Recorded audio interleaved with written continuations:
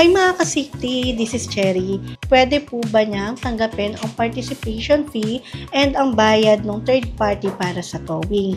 And ipapanotaryo niya po ito, ngunit hindi po kasama ang repair doon sa sasakyan. Kung yung towing and yung participation fee is pinasagot natin dun sa third party, made-deny po siya ng ating insurance provider dahil po settlement po ang tawag dito kapag po nakatanggap tayo ng any amount from the third party.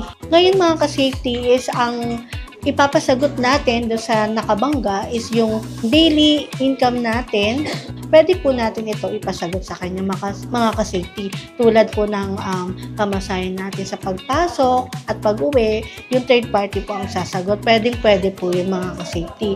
Pero kung yung towing and yung participation fee is sinama natin doon sa sasagutin ng third party, hindi po siya pwede mga ka-safety. So, madendenay po ang claim natin. So, kapag mga ganyang incident mga ka-safety, much better po na lapitan po muna natin ang ating mga account officer or ang ating claims department. Magtanong muna po tayo sa kanila kung ano pong kilos or ano pong gagawin natin para po sa ganong incident. So, ay mga ka-safety, sana nakatulong ang tips na to sa inyo dahil dito kay Uni Vanguard, live without limits.